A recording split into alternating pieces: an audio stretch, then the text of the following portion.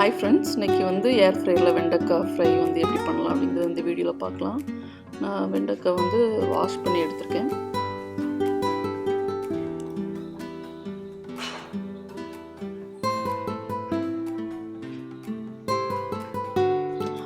அப்புறம் வெண்டைக்காய் வந்த மாதிரி சின்ன சின்னதாக கட் பண்ணியிருக்கேன். இதில் வந்து மஞ்சள் ஆட் பண்ண போகிறேன்.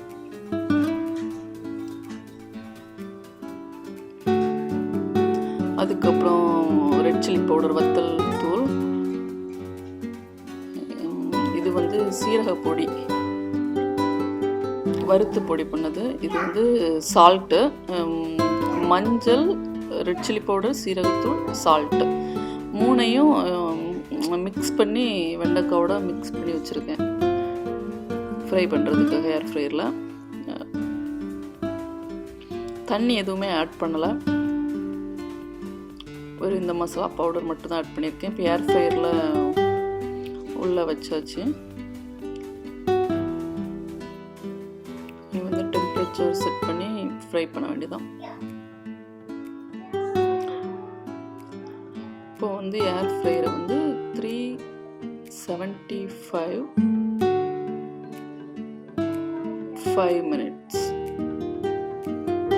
ஆன் பண்ணிவிட்டு நம்ம வந்து 5 minutes கழித்து ஓப்பன் பண்ணி பார்க்கலாம் இந்த அளவுக்கு குக் ஆகிருக்குன்ட்டு. ஆக்சுவலாக நம்ம வந்து ஸ்டவ்வில் வெண்டைக்காய் ஃப்ரை பண்ணுறது வந்து அந்த பாத்திரத்தில் பயங்கரமாக ஒட்டும். இப்போ 5 minutes கழித்து பார்த்தா வெண்டைக்காய் இந்த அளவுக்கு குக் ஆகிருக்கு. பட் நமக்கு இது பத்தாது, இன்னும் எக்ஸ்ட்ராவாக குக் பண்ணணும். அந்த வளவலன்னு இருக்கிறது வந்து ஸ்டவ்வில் பண்ணும்போது பாத்திரத்தில் ரொம்ப ஒட்டிகிட்டே இருக்கும், ரொம்ப நேரமாக ஃப்ரை பண்ணிகிட்டே இருக்கணும். பட் ஏர் ஃப்ரையரில் வெண்டைக்காய் ஃப்ரை பண்ணுறது ரொம்ப ஈஸி.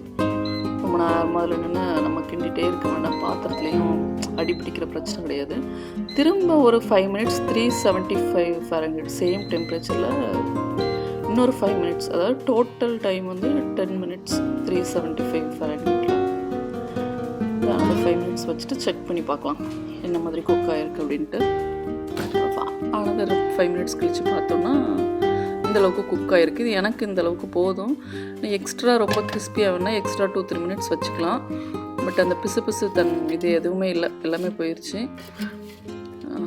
பயங்கர கிறிஸ்பியாக எடுக்கல, பட் எனக்கு குக் ஆகிடுச்சு. ஓகே, நெக்ஸ்ட்டு ஸ்டெப் வந்து என்ன பண்ணுறேன்ட்டு பார்க்கலாம்.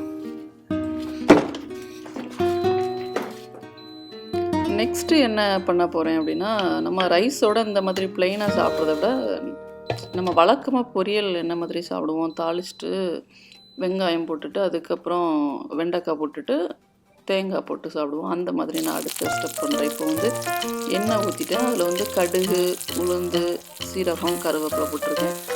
இதை வந்து நல்லா பொரிஞ்சதுக்கு அப்புறமா ஆனியன் சேர்க்க போகிறேன். இது ஜஸ்ட் ஒரு 2 minutes தான் ஆகும். அந்த வெண்டைக்காய் அதில் கம்ப்ளீட்டாக ஃப்ரை பண்ணி எடுத்துருவோம். ஓரளவு குக் ஆகிருந்துச்சு. அதுக்கப்புறமா நம்ம ரைஸோடு சாப்பிட்றதுக்கு இந்த மாதிரி சாப்பிட்டா நல்லாயிருக்கும். அப்புறம் வந்து கடுகு எல்லாம் வெடிச்சதுக்கப்புறம் நல்லா, அதுக்கப்புறம் நான் வந்து வெங்காயம் ஆட் பண்ணுவேன்.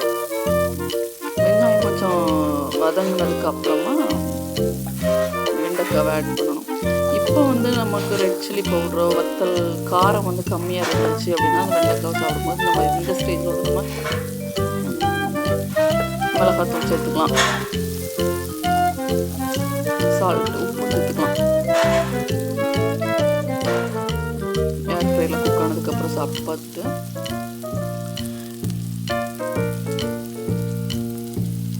ப்ளைனாக வந்து ஏர் ஃப்ரையரில் நார்மலாக ஏர் ஃப்ரையரில் நான் வெண்டைக்காய் சாப்பிட்றத விட நம்ம ரெகுலராக தாளிக்கிற மாதிரி தாளிச்சுட்டு அதுக்கப்புறமா சாப்பிட்டா ரைஸோட சாப்பிட்றது நல்லாயிருக்கும். வெண்டைக்காய் ஆட் பண்ணிடலாம்.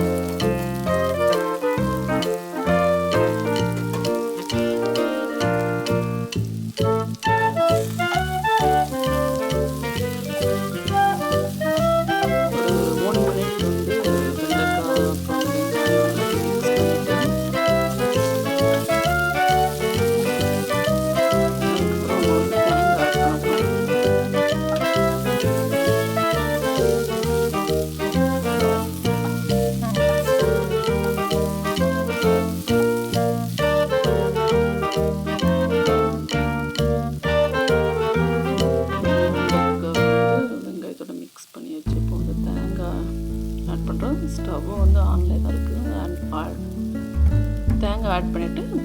எல்லாத்தையும் மிக்ஸ் பண்ணிட வேண்டியதான். அவ்வளோதான், பொரியல் வந்து முடிஞ்சிருச்சு. வெண்டைக்காய் பொரியல். இது வந்து நம்ம ரைஸோடு சாப்பிட்றதுக்கு நல்லாயிருக்கும். ப்ளைனாக ஏர்ஃப்ரையரில் ஃப்ரை பண்ணுறத விட.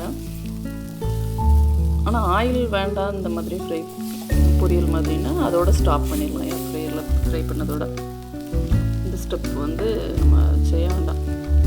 பட் சாம்பார், மோர் குழம்பு அந்த மாதிரி ரைஸோடு சாப்பிடும்போது இந்த மாதிரி பண்ணி சாப்பிட்டோம்னா நல்லா டேஸ்ட்டாக இருக்கும்.